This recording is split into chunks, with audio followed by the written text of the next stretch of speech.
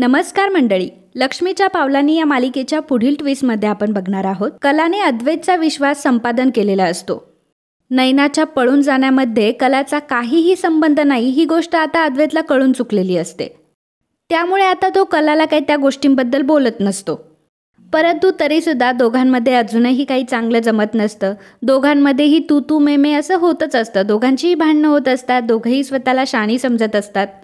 तर आबांना मात्र त्या दोघांमध्ये होणारी तू मेमेची भांडणं प्रेमामध्ये बदलतील असं वाटत असतं. हे दोघं जितकं एकमेकांशी भांडतात तितकीच ह्या दोघांना एकमेकांची काळजीसुद्धा आहे हे आबांना समजतं. मग आबा एका वेळी कलाला आणि दुसऱ्या वेळी अद्वैतला समजावून सांगण्याचं ठरवतात. आबा कलाला बोलावून घेतात आणि कलाला ते सांगतात की हे बघ कला, जे काही झालं त्या सगळ्यामध्ये तुझी काही चूक नव्हती आणि तू हे सगळ्यांना प्रूव्ह करून दिलंय. पण आता तुला हे विसरून अजिबात चालणार नाही की तू चांदेकरांची सून आहे आणि तू अद्वैतची बायको आहे. हे सत्य कोणीही नाकारू शकत नाही. देवा ब्राह्मणांच्या साक्षीने लोकांसमोर तुम्ही लग्न केलंय आणि आता हे लग्न तुम्ही स्वतःहून सुद्धा नाकारू शकत नाही. त्यामुळे मला असं वाटतं की आता जी सत्य परिस्थिती आहे तीच आपण ॲक्सेप्ट करायला पाहिजे आणि तू सुद्धा आता अद्वैतला लवकरात लवकर नवरा म्हणून स्वीकारलं पाहिजे. कला आबांचं बोलणं ऐकून घेत असते, परंतु तिच्या मनात असंख्य प्रश्न असतात आणि ती विचार करत असते की मी आणि त्या आगाऊ चांदेकरला ॲक्सेप्ट करेल आणि त्याला नवरा म्हणेल, शक्यच नाही. तर दुसरीकडे आबा हे अद्वैतला देखील समजावून सांगतात की आता कला तुझी बायको आहे आणि तुला तिच्याशी नीटच बोलायचे. तू अजिबात तिच्याशी रागवून बोलणार नाही, अजिबात तिच्यावर ओरडणार नाही. जेवढे तुला या घरामध्ये अधिकार आहे तेवढे तुझ्या बायकोला सुद्धा आहे. जेवढं हे घर तुझं आहे तेवढंच तुझ्या बायकोचं सुद्धा आहे. त्यामुळे इथून पुढे तू अजिबात तिचा अपमान करायचा नाहीस आणि तिला या घरात बायकोचा दर्जा तू दिलाच पाहिजेस. हे सत्य आता कोणीही नाकारू शकत नाही की तुम्ही दोघं नवरा बायको आहात. त्यामुळे तू सुद्धा आता लवकरात लवकर कलाला ॲक्सेप्ट केलं पाहिजे. तू लवकरात लवकर कलाचा बायको म्हणून स्वीकार कर. आबांनी अद्वैतच्या बाबतीत एक मोठा निर्णय घेतलेला असतो आणि ते अद्वैतला सांगतात की अद्वैत, तू जर मला खरंच तुझा आजोबा मानत असशील आणि जर तू खरंच माझा आदर करत असशील ना तर तुला माझी एक गोष्ट ऐकावी लागेल. अद्वैत म्हणतो की आबा, तुम्ही असं का म्हणता? आत्तापर्यंत तुमचा कुठलाही शब्द मी टाळलेला नाही आहे आणि हा सुद्धा नाही टाळणार. तुम्ही फक्त बोला की तुम्हाला काय हवं आहे माझ्याकडनं. आबा सांगतात की माझा निर्णय हाच आहे की आजपासून कला तुझ्या रूममध्ये झोपेल. हे ऐकल्यावर अद्वैत घाबरतो आणि मी तिला रूममध्ये कसा काय घेऊ? तर आता त्याच्या डोक्यात चांगल्याच पुंग्या आलेल्या असतात आणि तो आबांना म्हणत असतो की आबा, हे कसं काय शक्य आहे ना? मी कलाला बायको मानतो किंवा कलासुद्धा मला नवरा मानत नाही. आमच्या दोघांमध्ये तसले कसलेही संबंध नाही आहेत. आम्ही फक्त नावाला नवरा बायको आहोत ना. ती मला मनापासून नवरा समजते, मी तिला मनापासून बायको समजतो.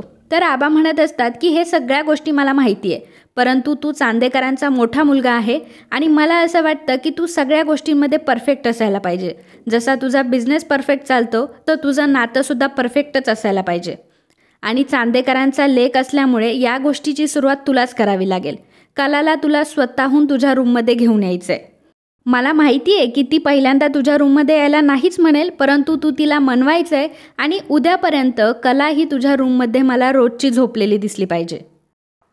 आणि जर तू खरंच माझा आदर करत असशील तर तू माझी ही गोष्ट ऐकशील. आबांनी अद्वैतला ठामपणे सांगितलेलं असतं. अद्वैतला आता प्रचंड टेन्शन आलेलं असतं की आबा आता मला ठामपणे बोललेत तर खरे, परंतु मी कलाला बोलल्यावर कला ऐकेल का माझ्यासोबत रूममध्ये राहायला? मला तिच्यासोबत रूममध्ये राहायला काही इंटरेस्ट नाही आहे, परंतु शेवटी मला आबांचा शब्द खूप महत्त्वाचा आहे आणि आबांचा शब्द मी कधीही टाळू शकत नाही. आणि मग अद्वैत कलाच्या रूममध्ये जातो. त्यावेळी कला तिचं काहीतरी डिझायनिंगचं काम करत असते. अद्वैत रूममध्ये येतो, दरवाजा लावतो आणि कलाचं एक एक सामान उचलायला लागतो. कला म्हणते की हॅलो अद्वैत चांदेकर, तू काय करतोयस? माझ्या गोष्टी का उचलतोय इथून? अद्वैत म्हणत असतो की तू आता इथे राहायचं नाही आहे. कला म्हणते की हॅलो, मी इथे का नाही राहायचं? तूच मला बोललास ना की इथे राहा म्हणून, आणि काय सारखं मला सांगत असतो? घडीत मला म्हणतो की या घरातून निघून जा, घडीत म्हणतो की याच घरात थांब. नक्की मला काय करायचं आहे? आता तर मी एक क्षणभर या घरामध्ये राहणार नाही, मी आत्ताच्या आत्ता निघून चालले. तेव्हा अद्वैत तिला म्हणत असतो की तुला जरा ऐकायचं कोणी शिकवलंच नाही आहे का? मी जरा काय म्हणतोय ते एकदा नीट ऐकून तरी घेशील? हे बघ, तू ह्या रूममध्ये राहायचं नाही आहे याचा अर्थ तू ह्या चांदेकरांच्या घरात राहायचं नाही असं अजिबात होत नाही. तू ह्या रूममध्ये आतापासून राहायचं नाही कारण तू इथून पुढे माझ्यासोबत माझ्या रूममध्ये राहणार आहे. हे ऐकून कला म्हणते की काय? हे अजिबात शक्य नाही आहे अद्वैत चांदेकर. मी तुला बोलली होती मी तुझ्या रूममध्ये कधीही राहणार नाही. मला तुझ्या रूममध्ये येण्यात काही इंटरेस्ट नाही. मी तुझ्यासोबत एक क्षणही राहू शकत नाही तुझ्या रूममध्ये. अद्वैत तिच्यावर ओरडत असतो आणि म्हणत असतो की हे बघ, मला पण काही हौस नाही आहे तुला रूममध्ये घेऊन जायची, परंतु आबांनी सांगितलंय आणि आबांचा शब्द माझ्यासाठी महत्त्वाचा आहे, त्यामुळे तुला माझ्यासोबत रूममध्ये राहावंच लागेल. कला मात्र या गोष्टीसाठी पूर्णपणे नकार देत असते आणि अद्वैतला ती रूमच्या बाहेर काढून देते. आता अद्वैतला खूप जास्त टेन्शन आलेलं असतं की कलाला आता रूममध्ये घेऊन यायचं तर कसं यायचं. कलाला तिच्या बाबांचा कॉल आलेला असतो आणि कला तिच्या बाबांसोबत बोलण्यासाठी जरा बाहेर गेलेली असते. आता अद्वैत त्याच गोष्टीचा फायदा घेतो आणि कलाचं सगळं सामान अद्वैत तिच्या रूममध्ये तेवढ्या वेळात शिफ्ट करतो. जेव्हा कला तिच्या रूममध्ये जाते तर तिच्या रूममध्ये तिचं सामानच नसतं. हे बघून ती शॉक होते आणि म्हणते की हे सगळं काय आहे, माझं सगळं सामान कुठे गेलं. तर अद्वैत तिथे येतो आणि म्हणतो की तुझं सगळं सामान मी माझ्या रूममध्ये शिफ्ट केलं आहे आणि आजपासून तू तिथेच राहायचं आहे. तर कला त्याच्यावर चिडत असते आणि म्हणत असते की तुला सांगितलं होतं ना मला तुझ्यासोबत नाही राहायचं आहे, आणि ही तुझी हिंमत कशी काय झाली, मला न विचारता माझ्या सामानाला कधीच कोणी हात लावत नाही आणि तू कसा काय हात लावलास. अद्वैत तिला म्हणत असतो की असं काय होतं तुझ्या सामानामध्ये, किती काय काय भंगार साचून ठेवलं होतं, मला तर काही इच्छा पण नाही आहे तुझ्या भंगाराला हात लावायची, परंतु माझी मजबुरी आहे ना, म्हणून मी हे सगळं करतोय, चल आत्ताच्या आत्ता माझ्या रूममध्ये. आणि मग अद्वैत कलाचा हात धरून अद्वैतच्या रूममध्ये तिला घेऊन जातो. अद्वैत कलाला आता समजावून सांगतो की प्लीज माझं ऐक ना, तू राहा ना या रूममध्ये, तुला जसं राहायचं तसं तू या रूममध्ये राहा, परंतु याच रूममध्ये राहा, आणि तुला जर खरंच माझी थोडीशी जरी काळजी असशील ना, तू आता माझ्यासोबत वाद घालणार नाही. तर कला म्हणते की ठीक आहे, राहते मी या खोलीमध्ये. कला म्हणते की मग आता मला माझ्या सामानासाठी जागा हवी आहे आणि मला इथलं एक कपाट खाली करून दे. तुला मी माझ्या कपाटात जागा देणार नाही आणि तुला माझ्या रूममध्ये तुझ्या कुठल्याही गोष्टींसाठी जागा मिळणार नाही. या सगळ्या गोष्टी रूममध्ये एका साईडला पडून राहतील. त्यामुळे कला चिडते आणि म्हणत असते की त्यामुळेच मला तुझ्या रूममध्ये राहायचं नव्हतं. आता तूच तर मला म्हणालास ना की तुला जसं राहायचं तसं रूममध्ये राहा, मग तू साधं मला एक कपाट शेअर नाही करू शकत, मग मी सामान कुठे ठेवायचं माझं. अद्वैत म्हणत असतो की तिकडे डोक्यावर ठेव सामान, परंतु माझ्याकडं अजिबात ठेवायचं नाही. आणि मग अद्वैत एक लाल रंगाचा सेलोटेप घेतो आणि तो सेलोटेप रूममध्ये एका साईडला चिटकवतो आणि रूमचे 2 भाग करतो. तर एक छोट्याशा भागामध्ये त्याने कलाला जागा दिलेली असते आणि बाकीचा जो मोठा भाग असतो त्या मोठ्या भागामध्ये अद्वैत राहणार असतो. आणि तो कलाला सांगतो की हे बघ, आजपासून एवढ्याच कोपऱ्यात तू पडून राहायचं, एवढीच तुझी जागा आहे, याच्या अजिबात इकडे यायचं नाही, आजपासून ही तुझी लक्ष्मण रेषा. कला म्हणते की हे बघ, मला काही इंटरेस्ट नाही आहे तुझ्या लक्ष्मण रेषामध्ये.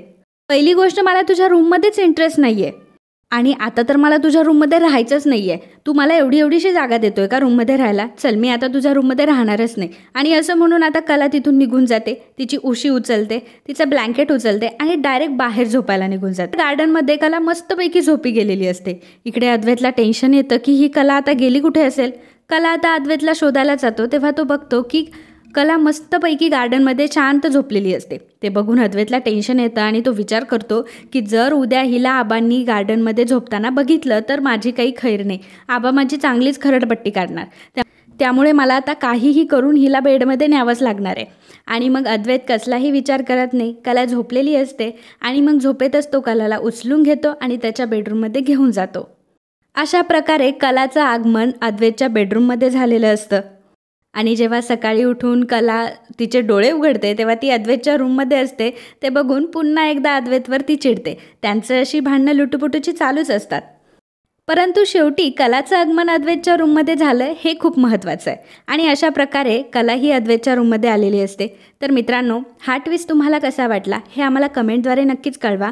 आणि हा ट्विस्ट जर तुम्हाला आवडला असेल तर व्हिडिओला लाईक आणि सबस्क्राईब नक्की करा. धन्यवाद.